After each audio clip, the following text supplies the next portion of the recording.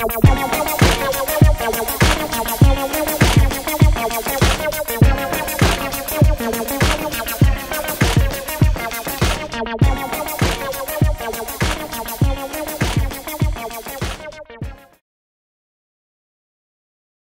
name is Fred Haynes.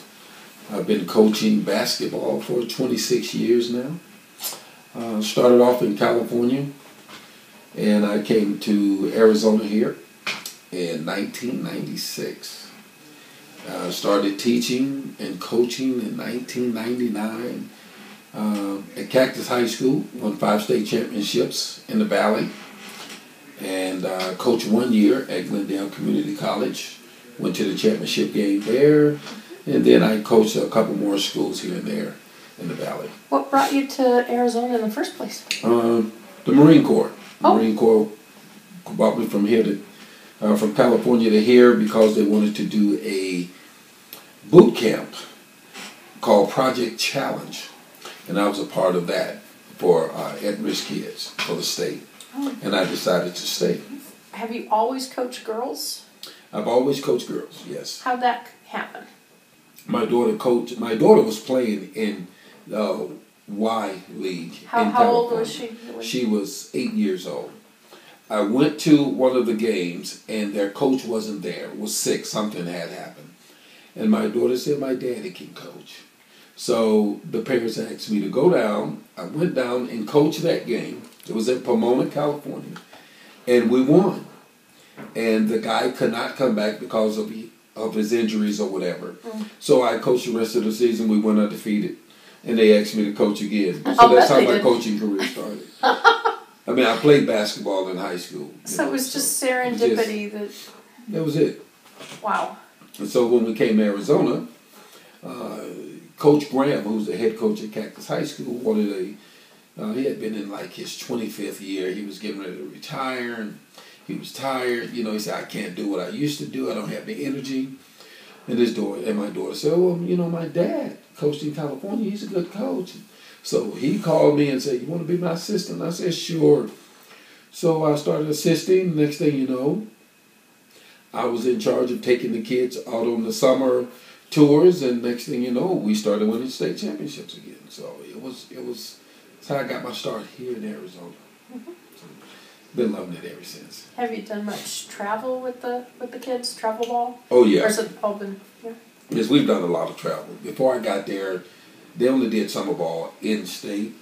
I was the coach that took them out of state. We went to California. I took them to where I used to play in California because I knew that the talent level was much better.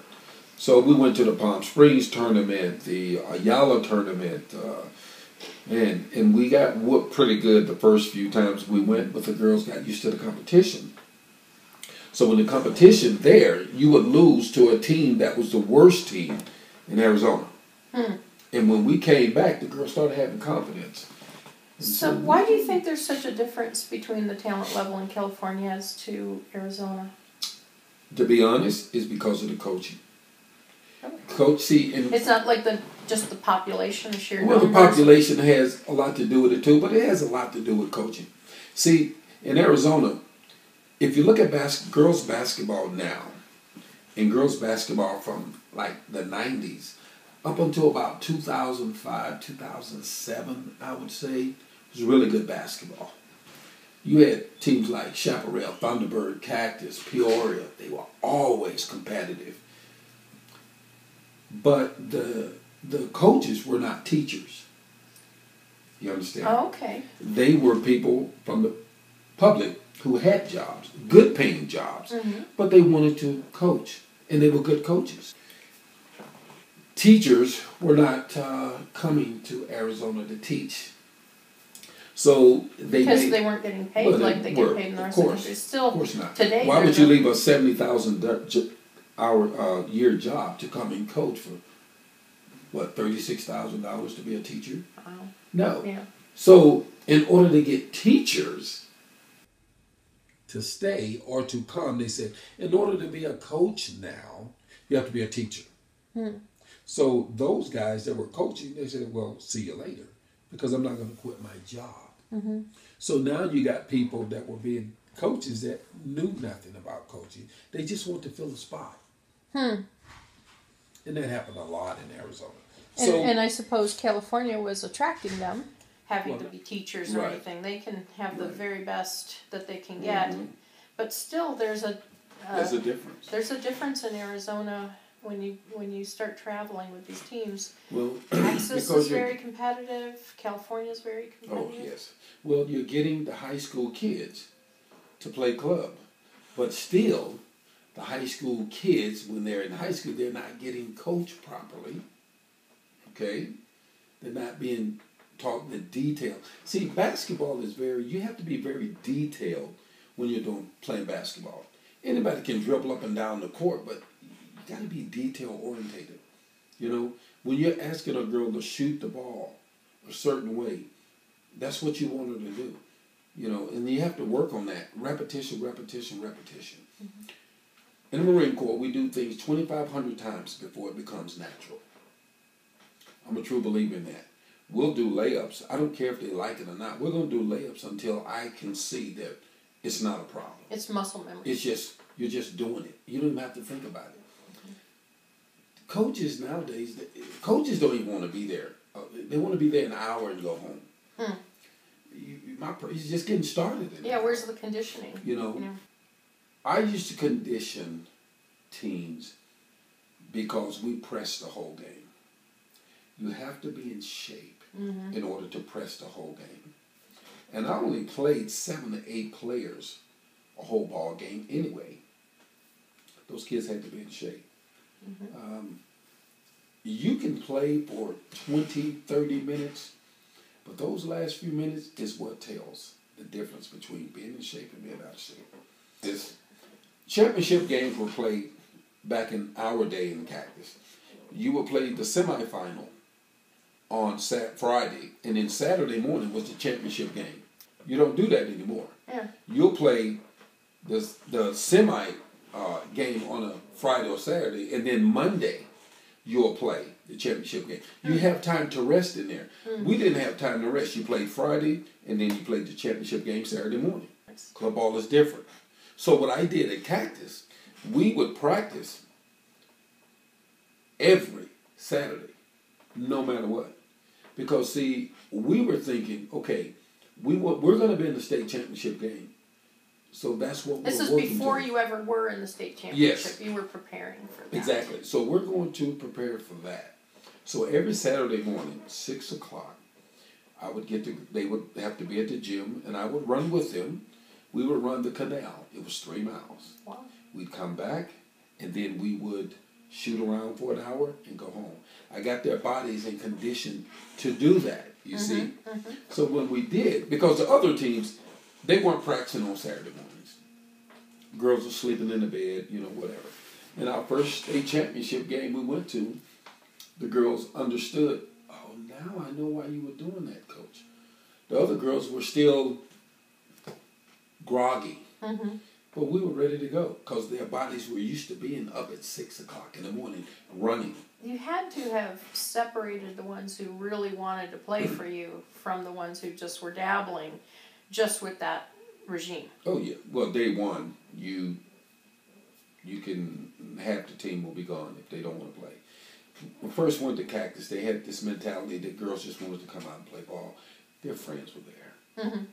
So Coach Graham wanted to get away from that. I said, okay, no problem. Being a drill instructor in the Marine Corps, I said, no problem. Your job was to weed them out. So for the first week, we never touched the ball.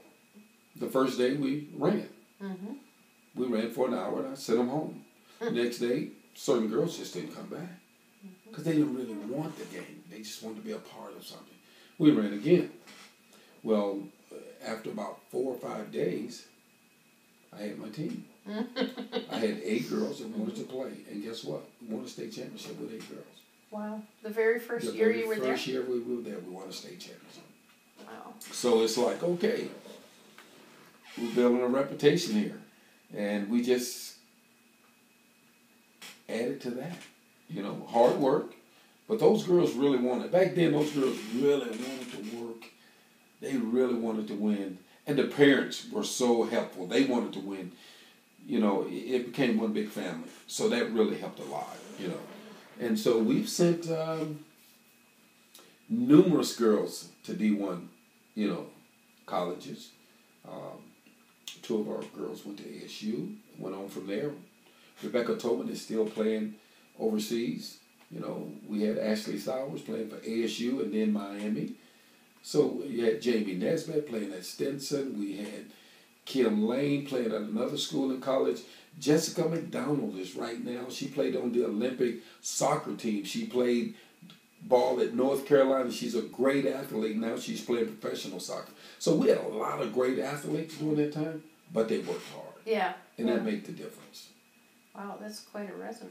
I tried that same thing with kids now. They can't handle it. Not only that, but they go home and they tell their parents that the coach is working them too hard. Then they go to the, you know, it's just different. The work ethic is very low. Now, you do have some kids that really want it, but the majority of kids, they just don't want to work hard. They just don't want to work hard. And those are the teams that are not doing well.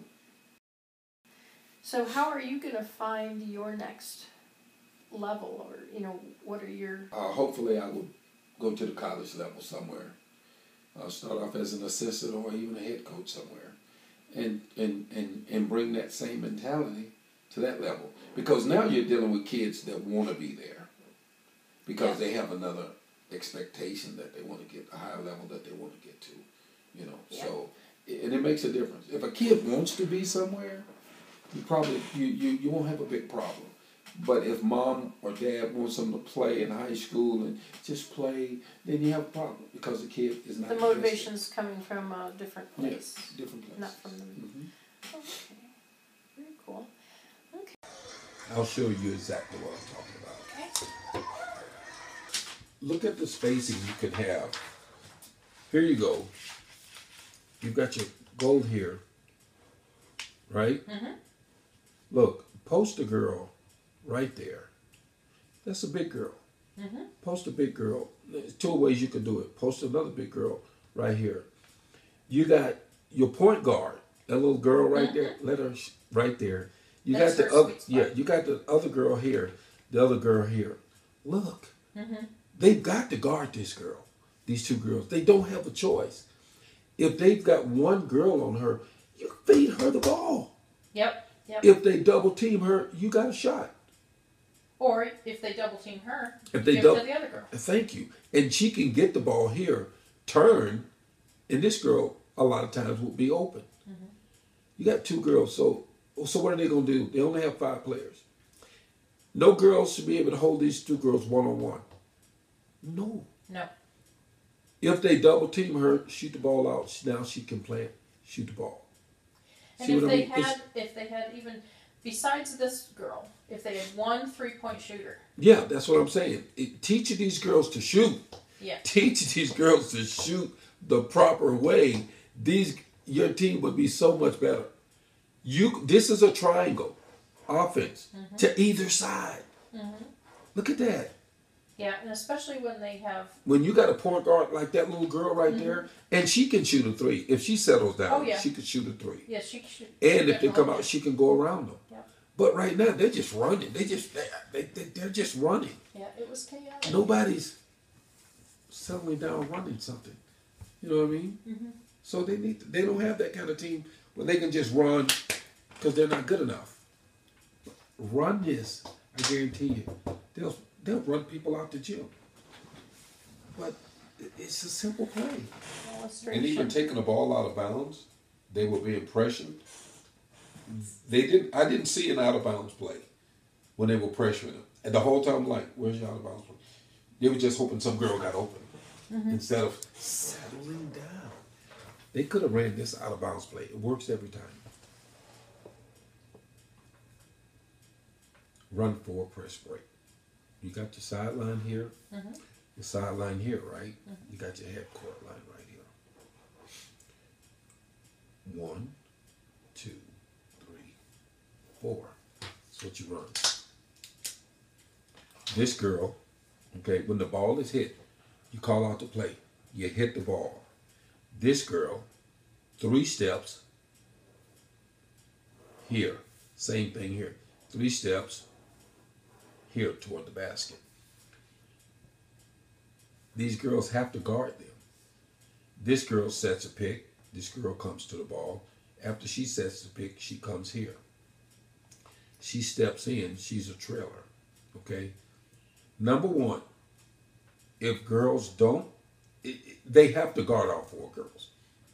If they don't, then this girl's going to get beat. They're going to lay the ball up. Mm-hmm. So they have to have somebody on her. Mm-hmm. You see what I mean? Mm-hmm. Mm-hmm. So they have to. If you don't, you can go to the left or the right. Yeah. And you don't throw toward the girl. The ball is always thrown toward the basket. Right. Because there's going to be a defense trailing with you. If you throw toward your girl, then this girl is there. You're not block it or intercept it.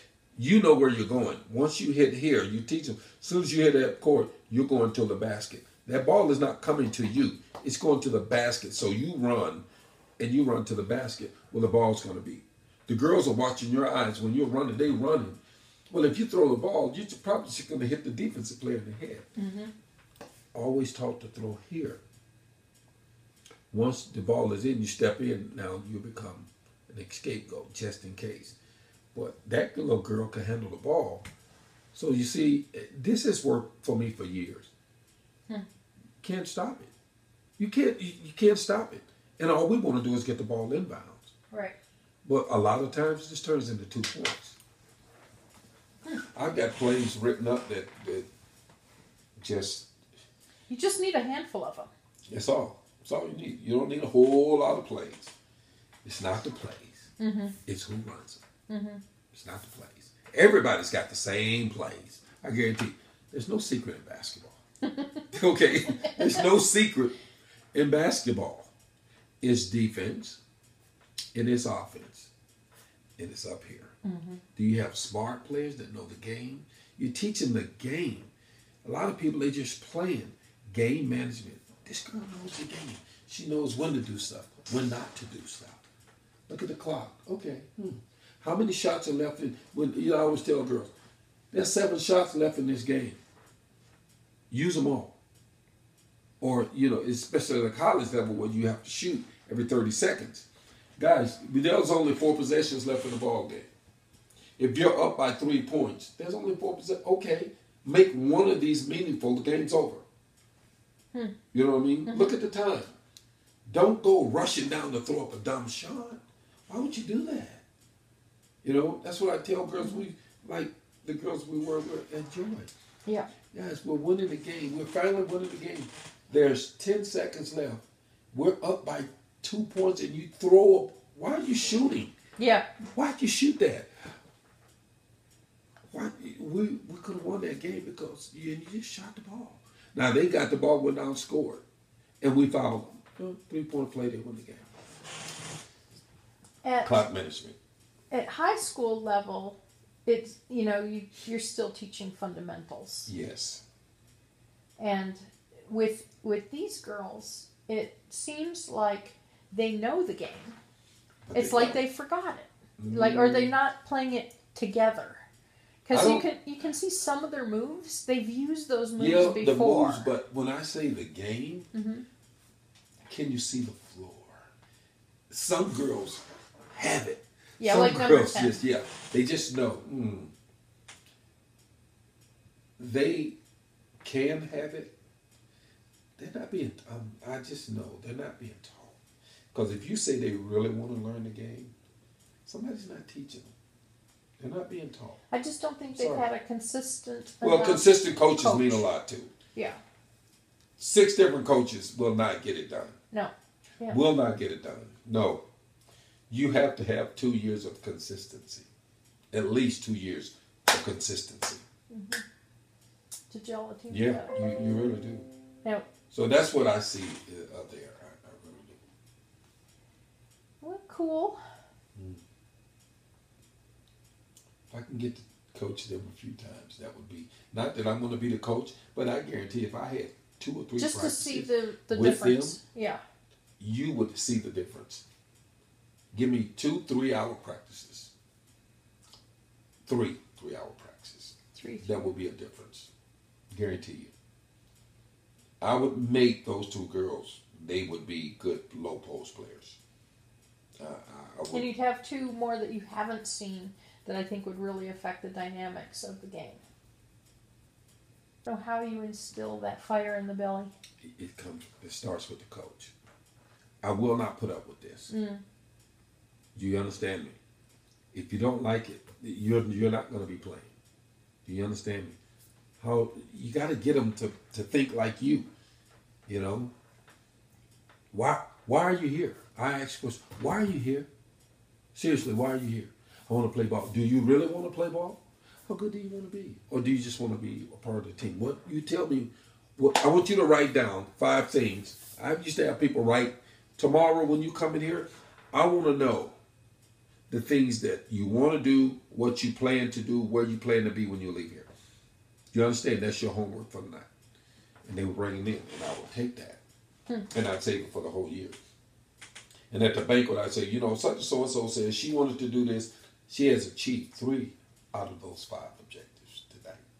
And and they go, oh, that's right. I did say that. There's girls that have commented when they was with Cactus. Still, they all of a sudden they would just start. It's funny. Somebody would say, my daughter would say, Dad, look on Facebook. I said, for what? The girls from Cactus are talking about you. And I go, and I look on there. Remember the time when Coach Haynes wrote this stuff out to us and showed it to those girls? Still have it. Wow. And I wish I could find some of this on Facebook. Seriously, I was like, really? She said, yeah, Dad, you ought to see some of the stuff. It's just so funny that these girls would start talking about me all of a sudden. They say, remember the time when we used to do that in Coach Haynes? He was crazy. Remember when we all be like, wow. I don't know how to do that. Now you had a much larger team though, a deep bench. Yeah. And that didn't happen right away. No, it didn't. That you had to develop. Had to develop that. How long did that take? Took a couple of years. But we played so much. See, the thing is, we played so much. We played 60 games in the summer. Wow. We were, Monday, Wednesday, we were in the Thunderbird League. We played all, Tuesday, Thursday, we were in the Tolleson League. Friday, we're in California. We take off Friday morning, go to California, play 2 games on the Friday when we got there. Played 3 games Saturday. It depends on what it was. Played 2 games Sunday, come home. Didn't that take an awful lot of money? Fundraising to... Those girls fundraised like crazy. Really? Every weekend up to summer, they were selling stuff, car washing. They knew, I said, all the money that we got, we put it into, I had a credit card, put it on the credit card under my name. When it was time to eat, we ate as a team, swipe the card. We ate as everything was paid for. That's very bonding. Oh, that bonds you. You won't have... Something about breaking bread together. Laughing together. Just all that. We did everything together. That's the reason why we were so... The girls knew who could shoot from where. We just knew it. It was... I don't think that'll ever happen to me again. I really don't. It was... Kind of a magical time. It was a great time in my life when it came to sports. I just loved it. And they genuinely loved each other. And they loved me. And I knew it. And the parents loved me. I loved them. The girls were at my house on a daily basis. I wouldn't even be home.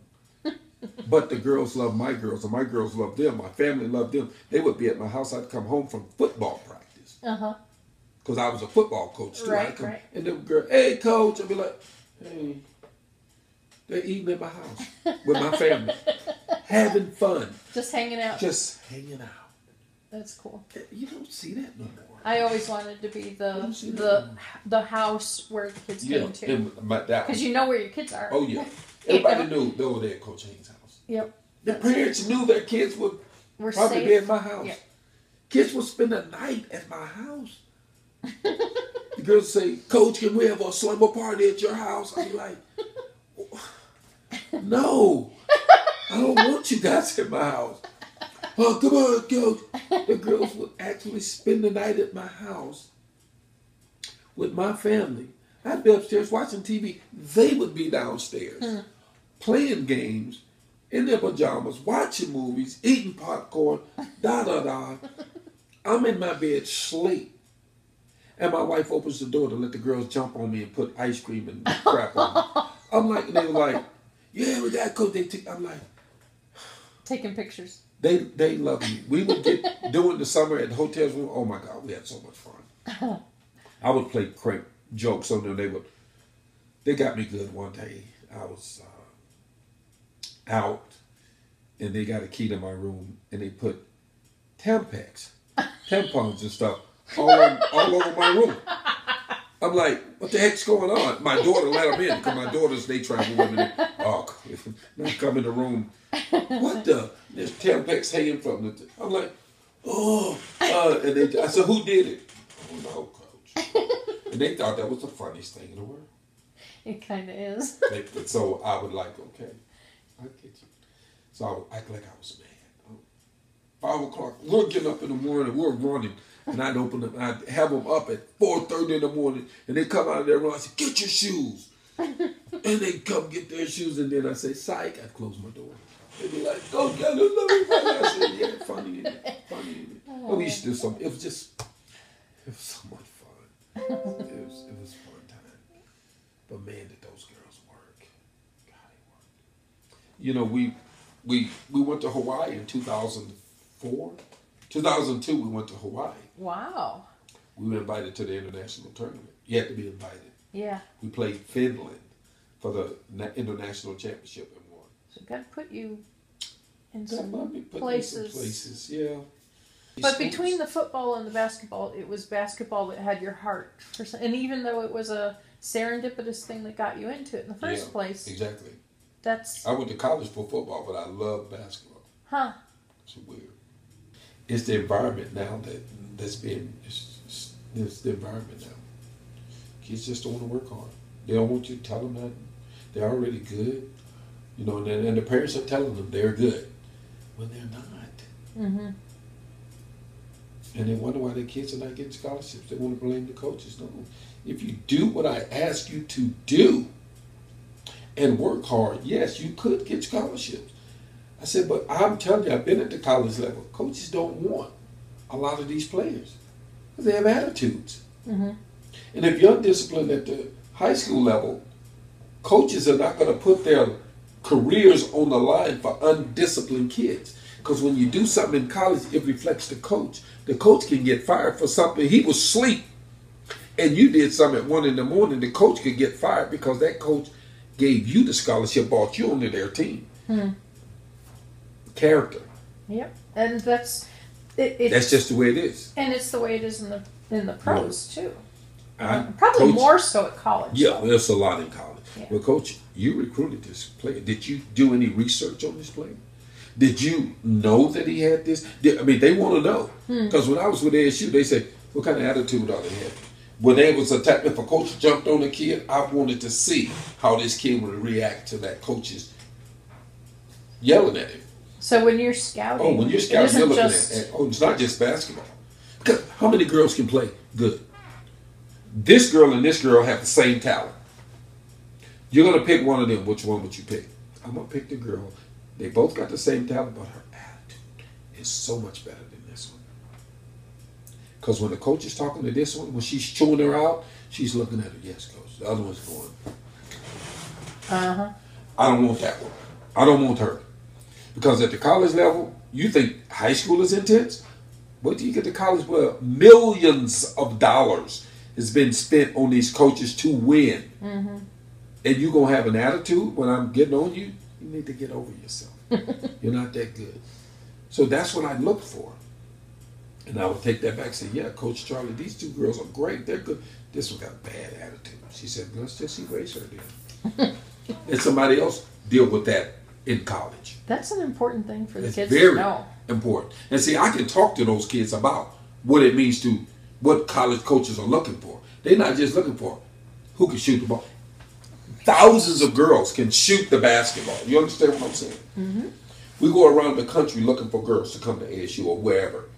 Thousands of girls they're just as good as you. But what's going to differentiate you from her? Attitude. your work ethic. They'll go to practices and set up in the stands and see who's working hard at practice. Scouts actually go to practices? Oh, yes. Oh, yes. And these girls don't even know that they're being observed. Don't even know it. I just tell all my girls, you never know who's watching. You never know who's watching. Huh? You know how we got on the map and how Cactus got on the map? No idea. Coach Thorne, Charlie Thorne, all the Pac-10 back then, Pac-10, coaches never came to see girls in Arizona play ball because it wasn't good. So we had to take them to California. I was the only team from Arizona taking that girls to these tournaments in California. Everybody else started after we started getting recognized. They go, hey, coach, you going to California this year? Yes, we are. Do you mind if we get in that tournament? Come on, the more the better. What had happened was, I'll never forget it. I was playing at my old high school, Ayala High School. Ayala? Ayala High School in Chino Hills, California. The coach was Mel Sims. He was my mentor, okay? I left him and came to Arizona. I had all these white girls on my basketball team, and I'll never forget it. We were invited by Reebok's Best of the West tournament, had to be invited, 64 teams. Half of those teams were from California, New York, a couple from Louisiana, Arkansas, and we were the only Arizona team in the tournament. We walked in the gym. All the coaches knew me from my days in California. Now this is our fourth year, my fourth year at Cactus, when we had the two big girls. And our hair was loaded. I walked in the gym and they said, Coach Haynes, how you doing? I said, hey brothers, how y'all doing? We shaking hands. This your team? I said, yeah, this is my team. We won state last year in Arizona, and so we're gonna come to this tournament, see how see how we doing. And all of them like, bringing all these white girls over here, Coach, what's going on? My name is Coach Haynes. If you need to get a hold of me, my email is azbootcampfitness@hotmail.com. Phone number is 602-885-1884. If you need a motivational speaker for your team or any kind of event, or if you need me to come out and talk to your team about a game situations, or anything that you would like for me to talk to them about, I would gladly do that for you. And that is my contact information, and just let me know.